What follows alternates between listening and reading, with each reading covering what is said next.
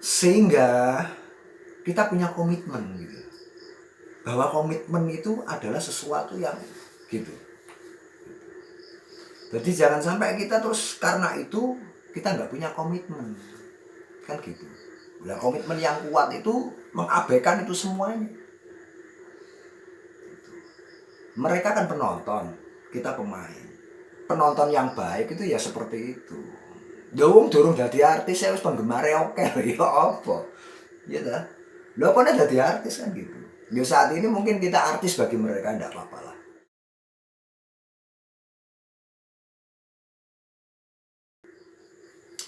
Assalamualaikum warahmatullahi wabarakatuh. Waalaikumsalam warahmatullahi wabarakatuh. Gini Gus, kalau di sini mau sharing lah, mau cerita-cerita, mau ngobrol, butuh solusi sebenarnya. Dalam hidup ini, dalam hidup saya maksudku, dalam hidup saya itu sering menemukan kekhawatiran dalam menjalani kehidupan. Gitu. Intinya ketika mau melangkah, oh aku wedi ini. Jadi nggak bisa terrealisasi dengan baik gitu. Mungkin Gusnya bisa memberikan solusi yang terbaik untuk masalah kekhawatiran diri saya itu. Sebenarnya kalau berbicara kekhawatiran itu kan sesuatu yang lumrah. Artinya bukan jenengan saja sebenarnya. Dari sekian banyak manusia yang diciptakan oleh Tuhan dengan segala permasalahan yang dihadapi itu, saya pikir kadar itu tetap akan bisa muncul dan timbul tenggelam. Tapi ya itu tadi, kenapa gitu ya? Dalam artian kalau memang kekhawatiran itu tidak bisa mendorong kemajuan untuk menuju ke arah yang lebih baik pada hidup kita, justru malah sebaliknya nanti berakibat buruk. Dalam artian ketika apa yang mau kita lakukan sudah terhenti, apa yang mau kita jalankan itu kita tidak berani melangkah, justru keterpurukan itu terlahir dari kekhawatiran yang dibangun oleh dirinya sendiri ya. Makanya kadang itu di dalam surat Anas itu, Qul a'udzu birabbin nas, malikin nas, ilahin nas, min syarril waswasil khannas, alladzi waswisu fi sudurin nas minal jinnati wan nas. Jadi kekhawatiran itu sendiri tidak pada manusia saja. Ternyata pada makhluk Tuhan yang lain yang bernama jin itu juga memiliki kekhawatiran. Mungkin seperti itu. Makanya orang dahulu itu bilang, kalau Anda terjebak pada kekhawatiranmu sendiri, kamu harus mengenal dirimu. Kalau memang kekhawatiranmu itu yang justru nantinya menghambat dirimu untuk mengorbitkan dirimu sendiri, susah karena ditekan oleh rasa khawatir itu sendiri. Nah, ketika kita terkurung seperti itu kan bisa menjajah diri kita. Terus sampai kapan kita bisa merdeka atas kekhawatiran itu sendiri? Berangkatnya dari tingkat kewaswasan, sehingga memunculkan banyak hal termasuk keraguan apa macam, sehingga kita tidak sempat mengeksplorasi sebenarnya diri kita itu sangat kompleks. Ketika ada kekhawatiran berarti ada solusi juga di dalam diri kita, dan inilah yang perlu kita pupuk dan kita bangun. Sebenarnya seperti itu. Makanya ada kata-kata bijak gitu ya. Duduk itu lebih baik daripada sekedar tidur, dan berdiri itu lebih baik dari sekedar duduk. Berjalan itu lebih baik dari kesemuanya itu tadi. Gitu. Makanya betapa pentingnya kita itu lebih jauh mengenali diri kita dulu. Karena musuh terbesar kita adalah juga diri kita sendiri. Kalau sudah kena seperti itu, otomatis mau melangkah ke depan, takut dengan bayang-bayang, tidak melangkah, itu akan jadi beban yang berkelanjutan. Karena hidup itu berproses yang harus berjalan terus dinamis dan berkembang untuk menuju ke arah yang lebih baik. Loh, kalau terus terkena kekhawatiran terus kayak apa kan gitu. Makanya dalam melangkah hal apapun jangan takut salah. Jangan takut salah. Karena kita bisa belajar daripadanya. Artinya kita bisa belajar dari pengalaman-pengalaman yang kita jalani itu sendiri, tapi bukan untuk kita menjadi terpuruk, tidak. Menjadi evaluasi, koreksi diri, supaya itu menjadi spirit kita, koreksi kita, apa yang semestinya harus saya perbaiki, apa yang semestinya harus kita benahi. Agar supaya apa?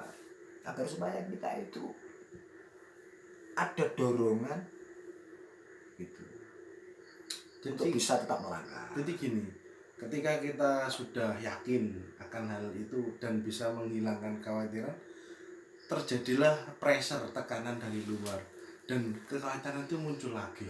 Nah, memang ya, makanya kesiapan mental itu perlu dipupuk dan dibangun terus. Sehingga kita punya komitmen gitu. Bahwa komitmen itu adalah sesuatu yang gitu. Jadi jangan sampai kita terus karena itu kita nggak punya komitmen, kan gitu. Nah, komitmen yang kuat itu mengabaikan itu semuanya. Mereka kan penonton, kita pemain. Penonton yang baik itu ya seperti itu. Ya wong durung dadi artis ya wis penggemare oke ya apa. Ya ta. Lha apa nek dadi artis kan gitu. Ya saat ini mungkin kita artis bagi mereka enggak apa-apa lah. Dengan demikian mereka merasa terhibur. Ya enggak apa-apa lah. Itu aja. Mereka juga penonton. Sebaik-baik penonton tetaplah penonton. Seburuk pemain dia tetap lebih baik daripada penonton. Kan gitu. Oh, berarti intinya kita harus menikmati semua prosesnya itu tadi. Maka nikmatilah prosesmu, kan gitu. Jadi yang nikmat itu sebenarnya nanti prosesnya. Kalau terlampaui paling gitu.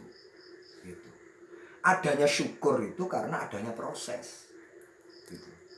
Sehingga di sana sebenarnya ketika Anda merasa tertekan, seolah-olah itu kesannya siapa yang bisa untuk menolong saya. Sebenarnya ketika pada titik akhir ketidakmampuan kita, disitulah sebenarnya memang Allah itu memberikan ruang pada kita seperti itu supaya kita itu bisa mendekat kembali kepadanya. Seperti itu. Makanya menata husnudzon itu penting. Segala sesuatu yang jadi ketetapan dalam hidup kita itu yang semestinya memang harus kita jalani. Enak ndak enak urip iki kudu dilakoni. Tapi jangan lupa kita husnudzon. Karena banyak yang tidak kita ketahui atas diri kita sendiri. Kecuali Allah itu sendiri. Sehingga kadang kita kena gini, kena gitu, seolah-olah kita tidak bisa menerimakan. Padahal itu sebenarnya bisa saja menjadi hal yang terbaik bagi diri kita dari Allah itu sendiri, ketika kita bisa melampaui dari segala sesuatu yang kesannya menekan kita di saat kita seperti itu. Kan begitu. Nah, makanya yang perlu kita pupukkan motivasi diri kita. Terus kita pupuk. Nah, gini nih. Saya ceritakan ya. Ada seorang kiai yang punya santri, karena harapan seorang kiai dari seorang pendidik itu pada akhirnya bagaimana seorang anak muridnya itu bisa bermanfaat bagi dirinya dan lingkungannya dan seterusnya. Dan waktu itu sang kiai menempatkan si anak didik ini ke lingkungan, salah satu lingkungan yang dipilih oleh seorang kiai, karena beliau ketepatan itu mendapat istri di wilayah tersebut. Nah, kurun waktu 1 tahun di wilayah tersebut itu seorang murid tadi datang lagi ke kiainya. Walah Mbah Yai. Nah, apa selele ya? Kan dialektikanya seperti itu. Duh, kula mboten kiyat punan. Gak kuat apa? Gak kuat karo apa? Puh lingkungan sing jenengan serahaken teng kula ni abot. Wis pokok abot. Nek abot iki mesti abote ning ndi ya mesti ana to. Ya dijelasno abote apa, ning ndi abote lak ngono. Ya teng mriko niku masyarakat rata-rata gibah. Ngerasani tanggane. Terus ngene ngono. Yang kesannya itu memang nilai-nilai moralitasnya itu sudah mengarah kepada hal-hal yang tidak membangun. Istilah saling menjatuhkan, tidak saling support dan seterusnya. Walah ngono. Lah wong perkara ngono kok ora kuat lho. Wong sik setahun. Puh saestu mboten lihat kula Mbah Yai. Mbok pilih menawa enek pilihan liyane lho kula wis pantun pilih liyane. Lho, kowe terus ngono kuwi. Engko nemu pilihan liyane sanane ngleyor maneh kaya ngono kuwi mau meneh. Lah ya padha ae terusan. Terus piye iki? Wis ngene, gak apa. Kowe oleh metu teko kono. Ning ngene, sadurunge metu enek syarate. Syarate napa Yai? Dilalat. Mbah Yai waktu ngajar ning kono ruwame arek cilik-cilik akeh wong ngaji ruwame. Saiki jiko gelas, jiko banyu nang jeding mburi kae. Bekono gelase. Kok ngaten Yai? Ya, yo nggih. Mari jiko gelas. Selesai mengambil gelas dengan air yang penuh menghadap kembali pada Mbah Yai. Sampun Mbah Yai. Ya. Coba masjid iki ubeng ana. Engko mrene meneh ning banyu iki aja kutah. Lho gampil ngoten. Ya, lah ya kuwi. Nggih, kula lampani. Ana iki mang. Akhirnya ngubengi iku mang. Masjid metu bengi, ya lah, balik nang Mbah Yai mau. Ya bener gak kutah banyu. Sampun Mbah Yai didepno maneh ngene kok. Ya. Iki ngene sing arep tak tekoni. Kon mau selama mubeng nang masjid mau krungu prasuarane arek cilik-cilik. Nggih mboten mireng kula. Lho nyapa kok gak krungu? Lho kula konsentrasi mbeta toyon supaya mboten kutah niki wau. Lho. Lah mangkane. Lek tujuanmu nang kono iku ngajar lillahi taala ya ta. Ngajarmu iku wis bener-bener krana Allah tenan. Mergo ana wong ngono kuwi mau kabeh mau jawabane kan ya mergo awakmu sing ngerti, awakmu sing iso. Awakmu kudu dadi wong sing bijaksana. Lek ngudari perkara-perkara nang kaya ngono iki mau, jikuken iwake ning aja butek banyune. Lah kuwi berarti awakmu kudu pinter-pinter gawe cara. Ngono lho. Lah buktine ki mang ketika awakmu tertuju nang konsentrasi tujuan. Lho sampe ndek kiwa tanganmu lah awakmu ora nyelikuri, ya ora krungu. Lho ngopo kok rungokne? Lho berarti awakmu kan sik ngrespon kanan kirimu. Kowe dirasani dirungokne. Nek wong ngrasani tanggane liyane kok rungokne, nek wong kene kok rungokne. Ya sampe kapan awakmu? Kan ngono. Ora usah dirungokne. Wong kabeh wong iki duwe tujuan dhewe-dhewe. Ning tujuan pokoke kan ya urip iki mung apa? Wong kabeh mung lakon. Lelakone urip iku dhewe-dhewe juga. Kuwi minangka ujian-ujian, dievaluasi kalau Allah Ta'ala supaya dhewe iki luwih eling.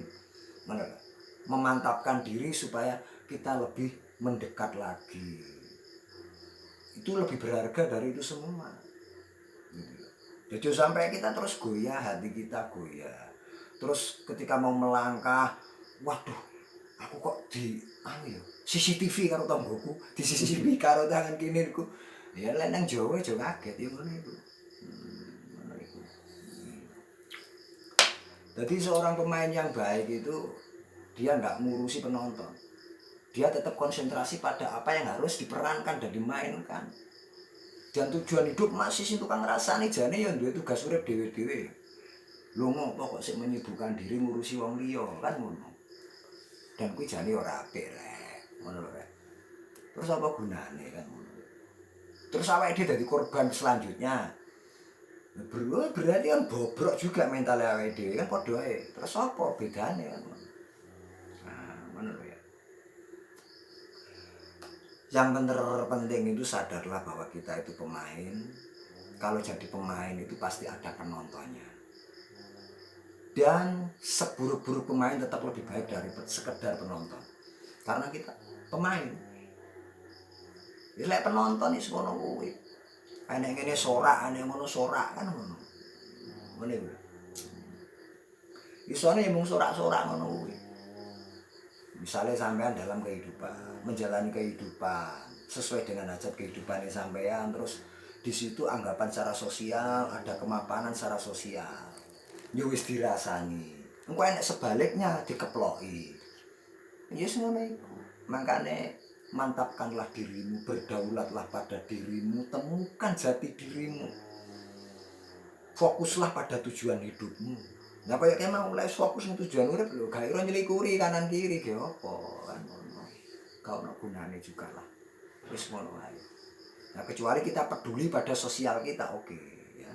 Kita kepedulian tetap empati hidup itu harus terbangun. Tapi bukan untuk merasani rek, untuk membantu dan seterusnya dan itu lebih berguna daripada sekedar jadi penggosip dan seterusnya. Wis mana ya kira-kira wis marem ora iki jawabannya. Berarti kalau ditarik kesimpulan kita hidup itu harus apa ya, nggak usah memikirkan hal yang tidak penting. Betul, jadi kita lebih tertuju pada kualitas hidup kita sendiri sesuai dengan tujuan hidup itu sendiri. Wes ngono ae. Iku kok penak-penak padang-padang. Niati lillahi ta'ala. Bismillahi tawakkaltu ala Allah. Ngono wis. Berarti kesenangan hidup kita sendiri yang menciptakan. Nah, gitu.